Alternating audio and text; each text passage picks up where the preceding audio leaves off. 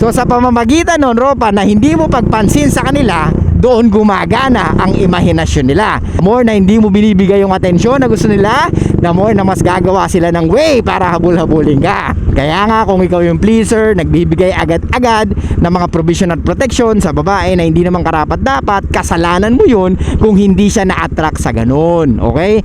Tapos ganun ka mag-demand, tapos ganun ka umarte, Ropa, napaka-entitled mo naman. Dahil nga sa pagiging pleaser mo, kaya ka naisahan. Kasi ang totoong lalaking the best, alam niya kung saan niya ilulugar yung sarili niya. Hey, what's up guys? Suplado mo to here mga Ropa. So yun, bago tayo umuwi, meron akong babasahin sa inyo na nag-DM sa atin sa ating TikTok. Oh, fresh na fresh to, ngayon lang pala to ah. Good evening Sir Suplado mo to. Isa ako sa mga solid listeners mo sa TikTok, Facebook at YouTube. Lagi ko ina-apply yung mga payo mo sa sarili ko. May tanong lang sana ako. May mga babae kasing di ko namamalayan, may gusto na pala sa akin. May nagsaslide ng DMs, may nag-a-approach at may nagsasabi pa verbally na attracted sila sa akin. Wow, that's good man. So, nangyari ba to nung in-apply mo yung pinapayo natin? Pero sa totoo lang sir, alam ko sa sarili ko na hindi pa ako ready mag-entertain ngayon dahil student pa ako. At gusto kong unahin muna ang pag-build ng karir ko. That's good man, that's good. So at least alam mo yung gusto mo. Ano po sa tingin mo ang dapat kong gawin? Should I still talk to them casually? Meet them as friends? Well, ilang beses ko na ito sinabi mga Ropa, men and women cannot be friends. Alright? Kasi unang-una, mas malaki yung may provide mo sa isang babae. Ngayon kung papayag ka maging magkaibigan kayo, talo ka. Okay? Or mas okay bang i-decline ko muna para di ako ma-distract? Okay mga Ropa, sagutin natin to habang bumabiyahe tayo. Let's go! So yun, so si Ropa, ang problema niya, hindi niya alam kung entertainin yung mga babae na nag-i-slide ng DM sa kanya, o yung mga babae na nagsasabi sa kanya na gusto siya, yung mga babae na nagpaparamdam sa kanya. So yun ang pinaka-problema ni Ropa. Sa ibang lalaki puta, hindi man lang nila maramdaman na merong gusto yung babaeng gusto nila, pero sa'yo Ropa, hindi mo alam kung entertain mo ba o hindi. Diba? Well, maganda na malaman sa'yo na alam mo na hindi ka pa ready or ayaw mo silang i-entertain. That's a good thing, Ropa. Pero tandaan mo, isang ano yan isang magandang pag-iisip yan ng isang lalaki. You know why? Kasi marami nagpaparamdam sa'yo na gusto ka, tapos binabaliwala mo. Ang babae, mga Ropa, tandaan nyo, the more na hindi mo sila binibigyan ng pansin, the more na mas hinahanap nila yon. Kasi nga, mas natithrilled sila sa mga lalaki na talagang may boundaries or yung may standard, or yung mga babae na in-earn yung mga atensyon na pwede nilang makuha sa isang lalaki. Kaya nga Ropa, kung hindi ka basta-basta nagbibigay, or kung ikaw yung tipo ng lalaki na hindi nagbibigay ng atensyon basta-basta sa mga babae or sa mga kababaihan, then pwedeng ang mga babae na gusto mo, madali ka magustuhan, Ropa. Gets? Kasi ganun ang mga babae, mga Ropa. Hindi sila nagre-respond sa kagaya ng pag-respond natin sa mga babae. Tayo, pag gusto tayo ng babae, mas lalo natin ipapakita na gusto rin natin sila, diba? Lalo na kung talagang fuckable naman sila or pasok sa criteria na hinahanap natin, mga Ropa. Gets? Pero pag ang babae, pinakita mo na gustong gusto mo sila, na nilalagay mo sila sa pedestal, yun ang pinakamadaling way kung paano ka hindi magustuhan ng babae, mga Ropa. Gets? Ang babae, ulitin ko, iba ma-attract sa mga kalalakihan.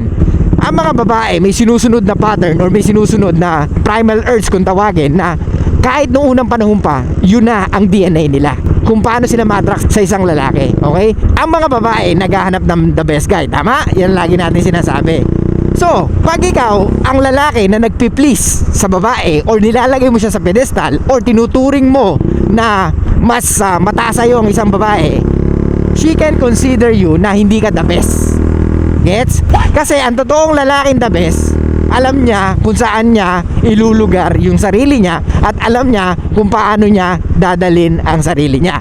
Kaya nga mga Ropa, pag nabasted kayo, pag niloko kayo, walang ibang way kung hindi mag-walk away. Ulitin ko, pag niloko ka ng babae at ang nabigay mo lang naman hatid sundo, pukin ang ina ka, huwag kang iyakin, Ropa.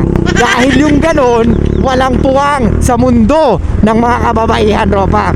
Mas lalo ka lang nilang lulukuhin or mas lalo ka lang nilang pagtatawanan Dahil nga sa pagiging pleaser mo, kaya ka naisahan. Uulitin ko, kaya ka naisahan dahil sa pagiging pleaser mo, Ropa. Tapos ang ginawa mo, siname mo siya nung nalaman mo na niloko ka. Pero ang nabibigay mo lang naman, hatid sundo, Ropa. Tapos ganun ka mag-demand, tapos ganun ka umarte, Ropa. Napaka-entitled mo naman, di ba? Unang-una kasama yan sa pagdiskarte ng mga babae. Ngayon, kung hindi nyo kayang tanggapin na maging talunan or matalos pagdating sa dating game, then wag kayong dumiskarte ng babae, mga Ropa. Dahil kailangan nyo maging ready mentally and fucking emotionally. Hypergamy always win, mga Ropa. Attraction always win. Kaya nga kung ikaw yung pleaser, nagbibigay agad-agad ng mga provision at protection sa babae na hindi naman karapat-dapat, kasalanan mo yun kung hindi siya na-attract sa ganun. Okay? Ang babae sasama sa lalaki kahit wala siyang gaanong nararamdaman. Maliwanag? Ang babae makikipag-date sa isang lalaki para makapunta sa isang lugar na hindi pa niya napupuntahan. Lalo na kung ikaw yung tatanga-tangang lalaki na nag-aaya na kung saan-saan, or ikaw yung lalaki na pa-impress ka sa babae, tapos nung nalaman mo na may boyfriend pala or hindi ka pala gusto, umiiyak ka, nagpapa-comfort ka sa social media. Yun ang maling-mali mong ginawa, Ropa. Kaya mga Ropa ko, wag na wag nyong gagawin yun. Kumbaga, tumaya ka, nag-e-expect ka, nagdapat panalo ka na. Hindi ganun yun, Ropa. Tumaya ka, hindi ibig sabihin nun mananalo ka. Dahil kung alam mo ang nature ng mga kababaihan, hindi mangyayari sa'yo yung mga ganyan. Puta, parang kaboses ko yung Detective Conan Okay, balik tayo sa'yo, Ropa. Tandaan mo, ang kinaganda niya sa ginagawa mo, the more na hindi mo sila pinapansin, the more na pwedeng mas magpapansin sila sa'yo. Kasi nga, ang gusto ng babae, yung mga lalaki na talagang hindi sila pinapansin. Okay? The more na hindi mo binibigay yung atensyon na gusto nila, the more na mas gagawa sila ng way para habul-habulin ka. Let's say nakausap mo na sila, tapos ikaw yung lalaki na unpredictable, Ropa. Ikaw yung lalaki na on and off, Ropa. Mas na-attract sila sa ganun. So sa pamamagitan nun, Ropa, na hindi mo pagpansin sa kanila, doon gumagana ang imahinasyon nila. So dahil sa imahinasyon nila, mas kumokonek sila sa emosyon nila. Gets? Kaya mga Ropa, stop being a fucking always available. Tandaan nyo, hindi attractive yon sa mga kababaihan. Ilang beses ko sasabihin sa inyo na walang dating sa babae pag ikaw ang habol ng habol sa babae. Ulitin ko, walang dating at hindi mataas ang atraksyon ng mga babae sa mga lalaki na laging nandyan para bigyan sila ng atensyon, Ropa. Okay?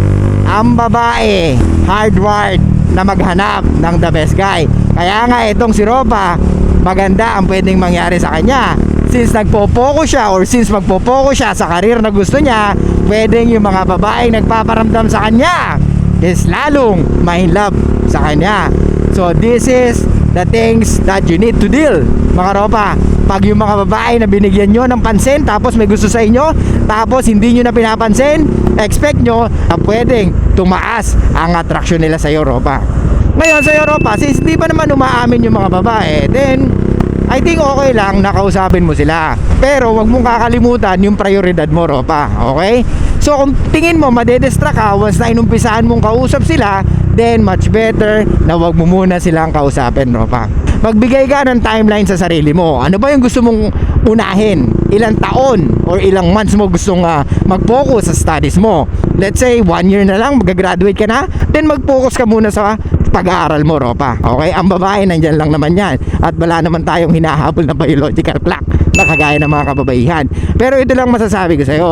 Mas maganda na maaga matutunan mo kung ano ang nature ng mga kababaihan, Ropa. Kasi the more na mas madami ang nakasalamuha mo or ang nakadate mo, mas easy sa'yo na mag-filter ng mga babae na talagang gusto mo. Okay? So kaya sa mga Ropa natin dyan na nasa ganitong sitwasyon, alam nyo na kung anong pwedeng mangyari pag ang babae hindi nyo binibigyan ng atensyon. Hahabol-habulin kayo at magpapapansin sa inyo. Normal yan sa mga lalaki na ang babae mataas ang atraksyon sa lalaki.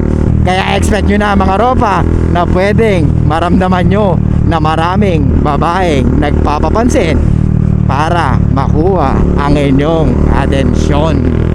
So ano takeaway natin dito mga Ropa? Yung pag-iwas sa babae or yung hindi pagbigay ng atensyon is mas attractive kumpara sa mga lalaking nagbibigay ng libreng atensyon or full attention. Kaya nga lagi ko sinasabi sa inyo, huwag nyo sayangin ang oras nyo sa babaeng hindi naman kayo gusto. Ang pinagkaiba lang, si Ropa natin ang may ayaw mag-entertain sa mga babae na nagbibigay sa kanya ng atensyon. Gets? So ulitin ko sa'yo, Ropa, since alam mo na ang gusto mo, then ituloy mo kung ano yung pinakagusto mo. Kasi at the end of the day, ikaw ang nakakaalam kung ano ang mas beneficial sa'yo. Alright? So yun lang guys, thank you so much. I'll see you guys next time. Show love, peace out, and be fucking mysterious mga Ropa. And good night.